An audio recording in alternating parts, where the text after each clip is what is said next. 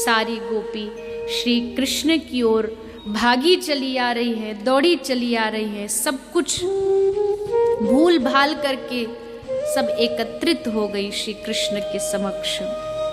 लेकिन भगवान ने क्या कहा? स्वागतम वो महाभाग, आओ आओ गोपियों, तुम सबका स्वागत है। और आज तो प्रेमी कृष्ण उपदेशक कृष्ण बन गया। बड़े बड़े लंबे लंबे प्रवचन देने लगे, बड़े बड़े उपदेश देने लगे। भगवान कृष्ण गोपियों को कह रहे हैं, अरे गोपियों क्या क्या कर रही हो तुम? कैसे तुम यहाँ आधी रात को भागी दौड़ी चली आई? तुमको जरा भी संकोच नहीं हुआ? तुमने जरा भी सोचा नहीं कि लोग क्या कहेंगे? मन में कोई लाज लज्जा? और सबसे बड़ी बात तो तुम सब गृहस्थ धर्म को जीवन व्यापन करने वाली हो। पति तो देवता होता है, उसे त्यागना नहीं चाहिए। गोपी हंस रही है। हाँ, और कहो, और बोलो, सुन रही हैं। पहले तुम बोल लो, अपना उपदेश पूरा कर लो। कृष्ण बोलते जा रहे हैं, बोलते जा रहे हैं, और गोपी सुनती जा रही है। लेकिन फिर बारी आई गोपियों की। श्री कृष्ण कहते हैं कि वापस चली जाओ। ये बात कृष्ण ने पहले भी कही थी। जब यज्ञ पत्नियां आई थी भगवान के पास, तो भगवान ने यज्ञ पत्नियों का भोजन स्वीकार किया। भागवत का ही प्रसंग है। तो यज्ञ पत्नियां बोली कि प्रभु, अगर अब हम वापस जाएंगी तो हमारे पति हमें स्वीकार नहीं करेंगे, तो अब क्या करें? भगवान ने कहा, नहीं, मैं वरदान देता हूँ, साक्षी इस आकाश के नीचे बैठ के मैं साक्षी देता हूँ कि तुमको तुम्हारे पति सहर्ष स्वीकार कर लेंगे। तो यज्ञ पत्नी लौट गई। कृष्ण ने कहा और ये चली गई। पर गोपियां ऐसी नहीं है, लड़ेंगी, तर्क करेंगी, पर तुम्हें छोड़ेंगी नहीं। गोपी कहती हैं, ये उपदेश सुनाना है ना तो उनको जाके सुनाओ जो धर्म के लिए जीते हैं। हमारे लिए धर्म, अर्थ, काम, मोक्ष कोई मायने नहीं रखता। हे कृष्ण, कोई दावानल से तप्त हाथी जलता हुआ गंगा के पास पहुंचे और गंगा कह दे कि नहीं, लौट जाओ, तो इससे बड़ा अधर्म क्या होगा? हम विरह से तापित गोपियां तुम्हारे पास आई एक आशा लेकर के, और तुम भगा रहे हो, धर्म का उपदेश दे रहे हो। हमने पूछा तुमसे धर्म के बारे में? अरे तुमसे धर्म के बारे में पूछता जो है उसको जाके धर्म का उपदेश करो। हमें चाहिए ही नहीं आपके धर्म का उपदेश। ये बेकार की बातें हमारे सामने मत करो। बताओ, प्रेम देखो, कोई सोचने में भी बुद्धि चक्कर खा जाती है कि जिस धर्म के लिए हम दिन रात भागते हैं, गोपी उसको कहती है बेकार की बात मत करो। कृष्ण को कह रही है बेकार की बात। कृष्ण एक शब्द बोल दे तो वेद प्रकट हो जाए। गोपी कहती अपना मुंह आप बंदी रखो तो अच्छा है। हम आपकी बेकार की बातें सुनने यहाँ नहीं आई हैं, धर्म का उपदेश सुनने नहीं आई हैं।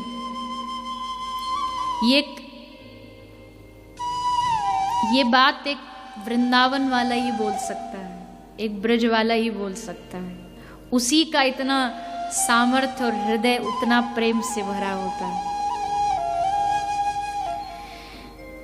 वेद चर्चा हमारे काम की ना रही, गोपी कहती वेद की चर्चा अब हमारे जीवन में कुछ काम और मोक्ष की अगर आप बात कर रहे हो तो मोक्ष से तो हे गोविंद हमें डर लगता है। मुक्ति तो हमें बड़ी खतरनाक लगती है, नहीं चाहिए मुक्ति। किस धर्म का उपदेश दे रहे हो आप? किस मुक्ति का उपदेश दे रहे हो आप? हमें नहीं चाहिए ये उपदेश। ये जो गोपियों की दशा है ना, ये साधना से नहीं आती, ये प्रेम हृदय में आते ही ये दशा आ जाती है। ये शास्त्रों के अध्ययन से भी नहीं आती, ये प्रेम हृदय में आने से अपने आप वो स्थिति आ जाती है। और फिर गोपी कहती है, अगर आपको लगता है कि हमने गलत किया है, हम अपने कर्तव्यों को छोड़कर के आपके पास आई हैं, तो इसमें भी हमारा कोई दोष नहीं है। इस सब से जो छुड़वाया है ये आपकी मंद मंद मुस्कुराहट ने छुड़वाया है। तो दोष तो हमारा है ही नहीं, दोष तो आपका है। दोषी आप हैं, अपराधी आप हैं। हम तो अच्छी भली अपने गृहस्थ में लगी थी, बच्चों को दूध पिला रही थी, परिवार की सेवा कर रही थी। आपने खींचा हमें, आपने हमसे सब कुछ छुड़वाया, हमने सब कुछ छोड़ दिया, और जिसके लिए छोड़ा वो हमें छोड़ रहा है। बताओ, पाप हमें लगेगा, अपराधी हमें कि अपराधी आप हो? ऐसी ऐसी बातें कही कि ठाकुर की बोलती बंद हो गई। जिसने महाभारत के युद्ध में, बीच युद्ध में खड़े होकर के अर्जुन को उपदेश दिया, आज उस कृष्ण के पास कोई उत्तर ना बचा, कोई उत्तर ना बचा कृष्ण के पास। ठाकुर जी बोले, अच्छा ठीक है, जैसा आप कहती हो, चलो। मैं तो विनोद कर रहा था, मैं तो ऐसे ही व्यंग कर रहा था, अब अपनी बात को ही संभाल रहे हैं, मैं तो मजाक कर रहा था, तुम सब मेरी हो। बस गोपी आनंदित हो गई। अब ठाकुर जी के साथ गोपियों का विहार आरंभ हुआ। भगवान समस्त गोपियों के साथ विहार करने लगे। विहार करते करते किसी गोपी के साथ भगवान मुरली मनोहर रूप में, सब गोपियों को कृष्ण अपने पास, अपने नजदीक नजर आ रहे हैं कि ये तो हमारे एकदम समीप में खड़े हैं, सबसे समीप ये हमारे ही हैं, ऐसा भाव उनके हृदय में आ रहा है। लेकिन सुखदेव जी कह रहे हैं, परीक्षित ये क्या हो रहा है? अरे इतना आनंद, इतना रस, और इस रस में अचानक इन गोपियों को क्या हो गया? एक बोली, मुझसे अब चला नहीं जा रहा, मेरे पैर दुख रहे हैं, महाराज करना है तो मेरे चरण दबाओ। कृष्ण को आदेश दे रही है, चरण दबाओ। क्यों? मन में आया, अरे मैं तो इतनी सुंदर हूं, मेरा नृत्य तो कृष्ण को सबसे अच्छा लगता है, अगर महाराज करना है तो जो मैं कहूंगी करना पड़ेगा। मान, इस रस में ये मान कहां से आ गया? चकित है सुखदेव जी। पर हाँ, ध्यान रखना, ये जो भी चल रहा है ना, ये सब नाटक चल रहा है, लीला चल रही है। गोपियों में अभिमान का लेश मात्र भी नहीं हो सकता। नारद जैसे नामाचार्य, जिनकी चरण धूली अपने मस्तक पर रोज लगाते हैं, वो अभिमानी नहीं हो सकती। ये सब नाटक है हम जीवों के लिए कि देखो, रस में भी अगर एक बूंद मान की आ जाए तो सारा रस खत्म हो जाता है। हमको शिक्षा देने के लिए नाटक कर रही है गोपी। एक गोपी कह रही है, कन्हैया रास करना है तो पहले मेरी वेणी बनाओ, इसमें सुंदर पुष्पों का गूथन करो, तब मैं रास में जाऊं। कृष्ण वेणी बनाने लगे, उसके पांव दबाने लगे। एक बोली, हमको बड़ी गर्मी लग रही है, हमारी सेवा करो, उसके पंखा जलने लगे। कोई जल मांग रही, हमको पहले पानी दो, हम तब आगे बढ़ेंगे। ठाकुर सबकी सेवा कर रहे हैं, लेकिन कब तक? सबकी इच्छा पूरी करते करते करते एक समय आया जब पूर्ण पुरुष पीताम्बरधारी श्री श्याम सुंदर अचानक से गोपियों के साथ लीला कर रहे हैं, विहार कर रहे हैं। गोपी आनंद में डूबी हैं कि हमारे साथ हैं, देखो हमारी सेवा कर रहे हैं। उसी क्षण अंतर्ध्यान, कृष्ण अंतर्ध्यान हो गए, चले गए महाराज को छोड़ करके। हमारे हृदय से भी कृष्ण को जाने में समय नहीं लगेगा अगर मान हृदय में आया तो। अभिमान आया तो तुरंत छोड़ करके अंतर्ध्यान। अब गोपियां उनके आर्त से, उनके चीख से पूरा वृंदावन गूंज उठा। आज निकुंज में विलाप ही विलाप है चारों ओर। हाय, हमारी जैसी अभागिन कौन होगी? हमें इतना सुख दे रहे थे वो, हमें इतना आनंद दे रहे थे वो, और हम गोपियों ने अपने आप को ही, इस तुच्छ देह को बड़ा मान करके अपने आप को बड़ा मानने लगे।